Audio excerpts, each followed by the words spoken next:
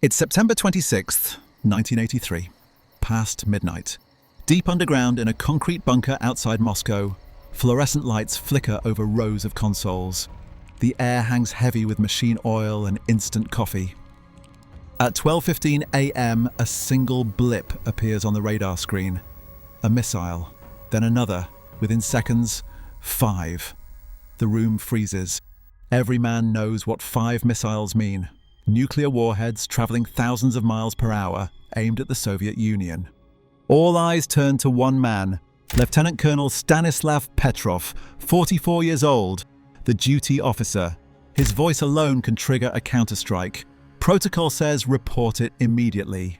But Petrov doesn't pick up the phone, because in his gut something feels wrong, and the next choice he makes may decide whether the world lives or ends tonight. This is the story of how one man shouldered the decision of starting World War III. To understand how we got here, we need to step back into the early 1980s, a world balanced on a knife's edge. The United States and the Soviet Union, 2 nuclear superpowers, circle each other like boxers in the final round. Every speech, every missile test, every troop movement carries the shadow of Armageddon. In 1983, tensions spiked. NATO begins Able Archer exercises in Western Europe, rehearsing nuclear command procedures that look alarmingly real to Soviet intelligence. Across the ocean, President Ronald Reagan takes the podium and calls the USSR an evil empire. To ignore the facts of history and the aggressive impulses of an evil empire, to simply call the arms race a giant misunderstanding. The words echo through Kremlin halls already thick with suspicion. The Soviets fear a decapitation strike, a surprise US nuclear attack designed to destroy Moscow's command before it can respond. A single misread signal could trigger all-out war. To counter that fear, Moscow builds OKO, a space-based early warning system. Dozens of satellites scan Earth's horizon for the telltale flash of American missile launches. Their eyes feed data into a secret bunker buried beneath a Moscow suburb, codename Serpukhov 15. Inside, duty officers sit before towering consoles, red telephones, and wall-sized screens. The chain of command is simple: detection, duty officer, high command, Politburo, launch decision. Minutes matter. If the US launches, Soviet missiles must leave their silos before they are destroyed. Retaliation depends on speed, but speed means risk. A false alarm could end civilization as easily as a real one. And into this tense world steps Lieutenant Colonel Stanislav Petrov, 44 years old, tall, quiet, a trained engineer turned officer. On September 26, 1983, he takes the night shift at Serpukhov 15. He expects routine, but he gets the most dangerous moment in human history. 00:15 hours. September 26, 1983. Inside Serpukhov 15, the routine hum of machinery shatters. A blaring alarm splits the air. On the main console, a single word blinks in angry red. The satellite system reports 1 US missile rising from a Midwest launch site. Within seconds, the count jumps to 2, 3, 5. 5 nuclear warheads incoming at thousands of miles per hour. Impact in less than 25 minutes. The room freezes. Every officer knows the protocol. Report immediately, confirm, retaliate. There's no room for hesitation. All eyes turn to Lieutenant Colonel Stanislav Petrov, the duty officer. 44 years old, soft-spoken, a career man. His word travels straight to Soviet high command. His voice could unleash thousands of nuclear warheads in response.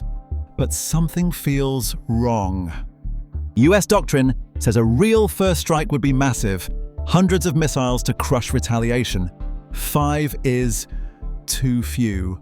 Ground-based radar sees nothing yet. Only the satellite system insists the attack is real.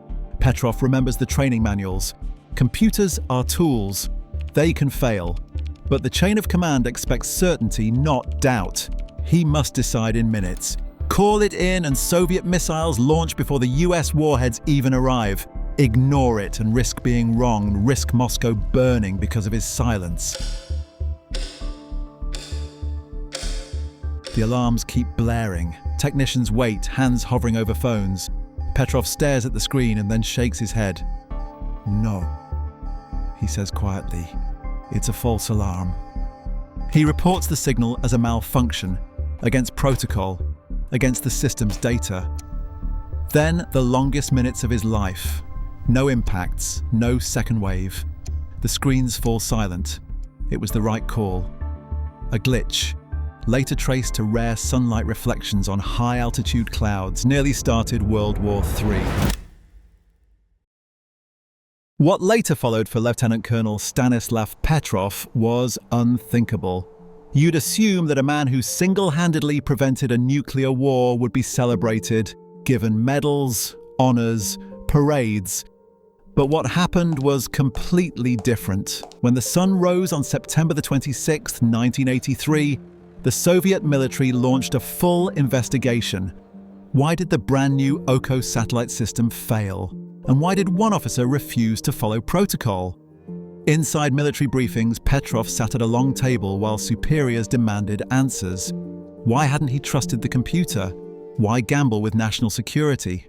Because admitting the truth that their billion-ruble early warning system nearly triggered World War III was politically dangerous. Weeks later, the investigation confirmed Petrov was right. The satellites had been blinded by sunlight bouncing off clouds over North Dakota. The system read the glare as missile launches. But instead of a medal, Petrov received nothing. No promotion, no public thanks. His report was buried in classified archives. In interviews decades later, Petrov recalled feeling abandoned. He retired early, living in a modest Moscow apartment, tending to his garden, chain-smoking cheap cigarettes. In 1998, long after the Cold War thawed, the story finally surfaced in the West. Newspapers called him the man who saved the world. Documentaries followed. Awards trickled in from foreign NGOs, not his own government. He seemed uncomfortable with the spotlight. "I was just doing my job," he told reporters in a quiet voice. Petrov passed away in 2017. By then, his decision had entered history books as one of the closest brushes with nuclear war. Yet he never saw himself as a hero, just a man who, for one tense hour, chose reason over panic. The 1983 false alarm changed more than one man's life. In the months that followed, Soviet engineers quietly rewrote satellite algorithms, adding layers of verification to prevent another catastrophic error. By the late 1980s, Washington and Moscow established new hotlines, direct communication channels designed to stop accidents from becoming apocalypses. Later treaties required both nations to notify each other of missile tests, steps unthinkable during the paranoia of 1983. But the story's center, Stanislav Petrov, faded back into ordinary life. When journalists asked if he felt like a hero, he shook his head. Petrov's quiet defiance stands as a reminder. Technology can fail, systems can mislead, but human judgment, hesitant, skeptical, stubborn, can save us. Sometimes history turns not on power or weapons, but on a single moment of doubt.